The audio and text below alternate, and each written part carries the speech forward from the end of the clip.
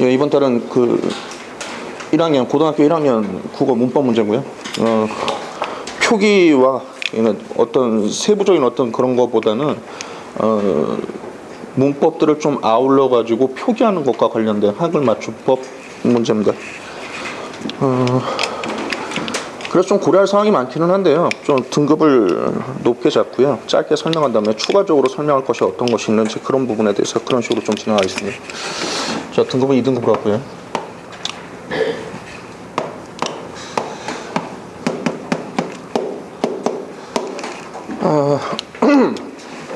예, 처음 시작할 때 말씀드린 것처럼 자, 이거는 표기 이해에 대한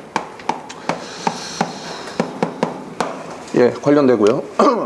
이 문제를 마치기 위해서 가장 필요한 거는 지금 이 지문에서는 각각의 항목을 설명하고 사례를 제시하고 있는데 그 사례를 어떻게 이해하고 적용하느냐.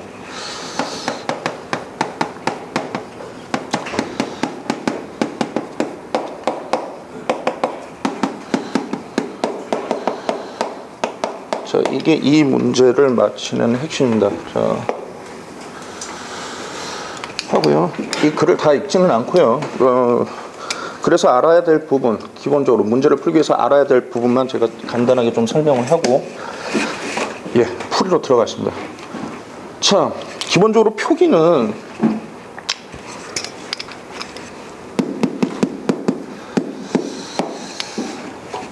그냥 우리 아무 생각 없이 이렇게 쓰는데 여기는 좀 룰이 있어요. 두 가지 룰이 있는데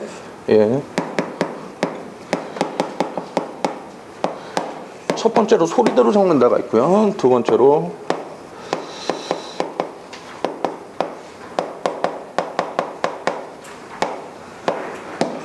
어법에 맞도록 적는다라고 하고 있어요. 여기에서 묻고 있는 건 소리대로 적는다라는 부분이 아니라 이 어법에 맞도록 적는다. 이 부분을 좀 건들고 있습니다. 자, 이 부분을 잠깐 빼가지고 다시 설명하면 그러면 어떤 경우에 어법에 맞도록 적느냐?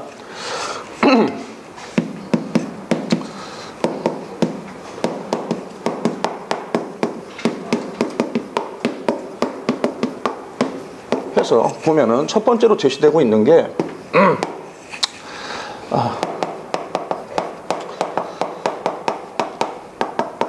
자, 체험과 조사가 붙는 경우나 그 다음에 용언에 어간과 어미가 붙는 경우입니다. 간단하게 여기에 나왔던 예를 들면요. 자, 체험꽃 더하기 격조사 2가 이렇게 붙는 경우가 있을 수 있고요. 그 다음에 어간에 자, 잡다의 어간 잡하고 어미 아가 붙는 경우입니다. 근데 이거를 우리는요 이렇게 발음된다고 이렇게 쓰지 않죠. 그렇죠? 그 다음 얘도 마찬가지입니다. 잡아라고 하니까 이렇게 쓰지 않는다는 겁니다. 아주 간단한 내용이죠. 자, 이렇게 쓰진 않아요. 익히 아시는 것처럼 전부 다 꽃이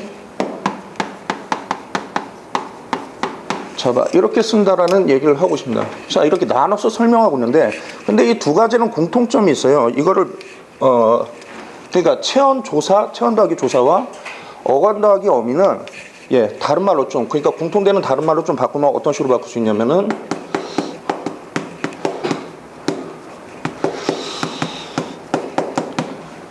실질 형태소 더하기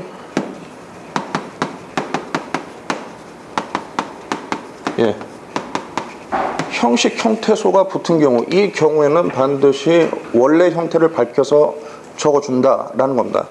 그 다음에 두 번째 이제 두 용언이 결합하는 경우가 있어요.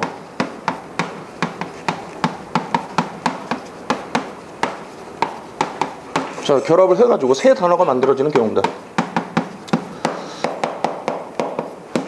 지문에 나와 있는 예를 들면 두 가지가 나와 있는데 자, 들어가다가 있고요. 자, 그 다음에 드러나다가 있어요.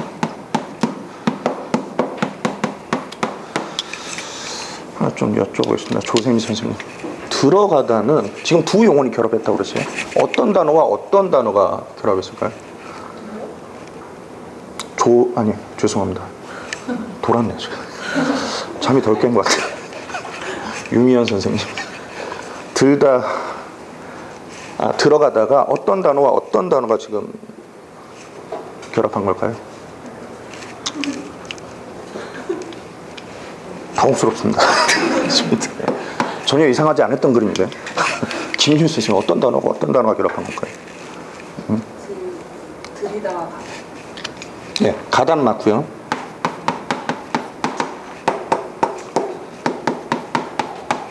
들답니다. 근데 예시가 지금 들다라고 하면은 학생들이 보통 어떤 단어를 생각할 것 같아요? 이걸 생각합니다. 이게 아닙니다. 10등 안에 들다 할 때 그 들입자 있죠? 그럼. 자, 그러니까 이건 무슨 소리냐? 들어가다 할 때 이 들다의 의미가 살아있는 거예요. 자, 이렇게 살아있을 때는 원형을 밝혀줬습니다.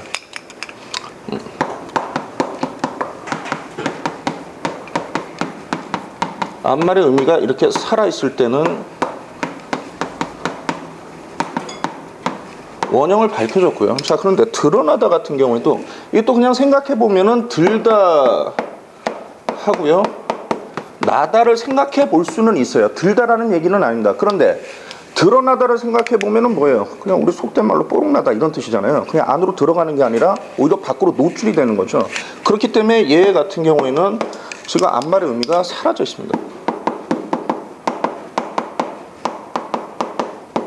자, 이 경우에는 원형을 밝혀 적지 않아요. 이거하고는 반대로. 자, 이 경우가 있습니다. 그리고 한 가지 사례, 그러니까 어근하고 접사가 붙는 경우도 밝혀 적는다라는 이야기가 있기는 있는데, 예, 문제를 풀 때는 직접적으로 필요하지 않은 부분이기 때문에 여기까지만 하고 문제로 가보겠습니다. 차장님.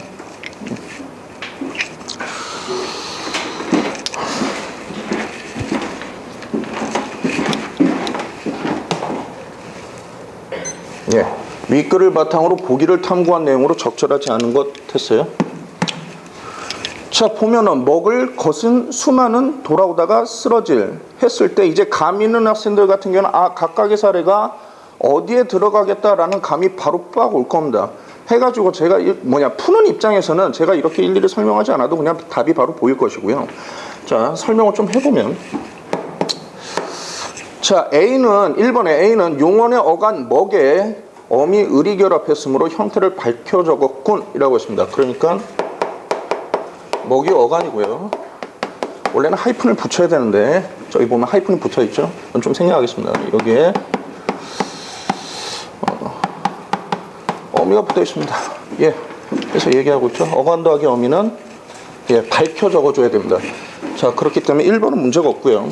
그 다음에 두 번째, 예, 겉은, 예, 겉은 체언, 정확하게는 의존명사입니다. 뭐 어쨌든 체언이고요. 자, 그리고 조사 은이 붙었으므로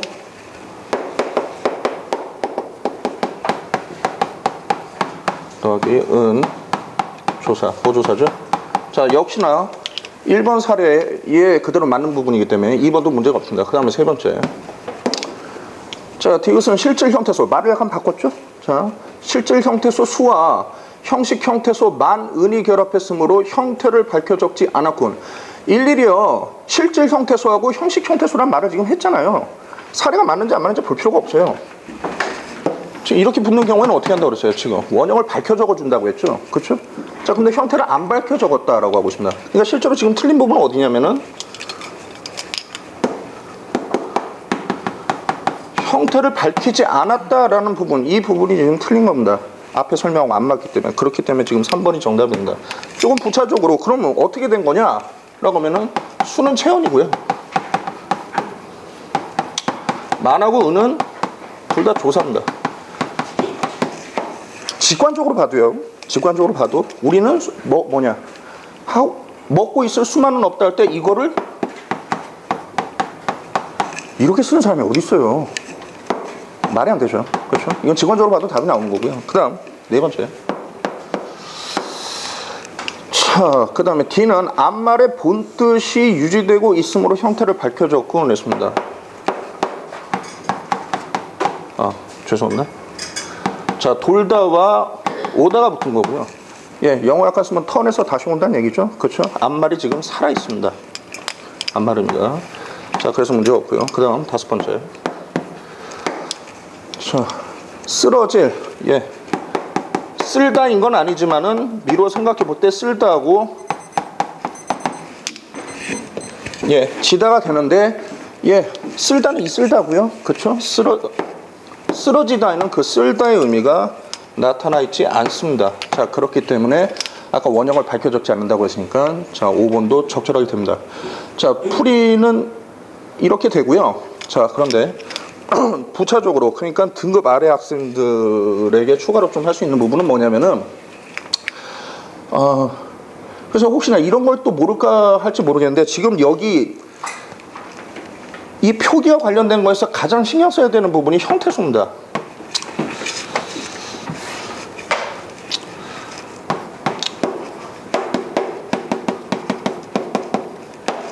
근데 이제 약간 부족한 학생들 같은 경우에는 형태소 분석을 굉장히 힘들어해요.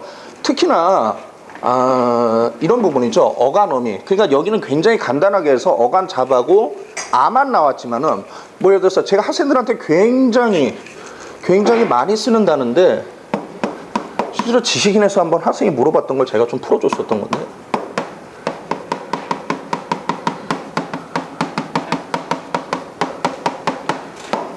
이거 형태소 분석해봐라 그러면 애들 다 누워버려요.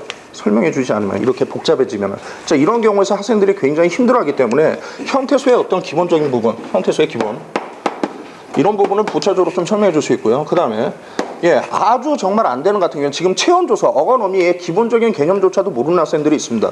자 그러니까 기본 용어들. 근데 실제 수업을 하는 현장에서 이런 기본 용어를 일일이 설명하고 있으면은 굉장히 수업이 늘어지게 되고요. 그렇기 때문에 보통 이런 정도까지 가는 경우는 보통 없습니다만 고1 수준에서 만약 그런 학생이 나오면 이제 별도로 보충을 받는다든가 이런 식으로 좀 해야 되겠죠. 자 출제율은요. 예, 한글 맞춤법이 이제 다른 영역에 비해서 아주 많이 종합적으로 이렇게 확인해야 되는 그런 부분은 있지만 아주 많이 출제되는 부분은 아닙니다. 약간 좀 못 본 것 같다 그러면 그냥 한 번 나오는 정도 이렇게 되고요. 자 난이도는 예 제가 말씀드린 이런 부분에 대한 어떤 기본 지식이 있다라고 하면은 이제 쉽게 풀릴 수 있지만은 이제 전체 학생으로 생각했을 때 이런 개념이 안 잡혀 있다라고 하면은 이제 접근이 좀 힘든 부분이 있어요. 그걸 또 상쇄한다라고 하면은 예 5에 3 정도로 볼 수 있겠습니다. 예 1번 설명 여기까지입니다. 자, 수고했습니다.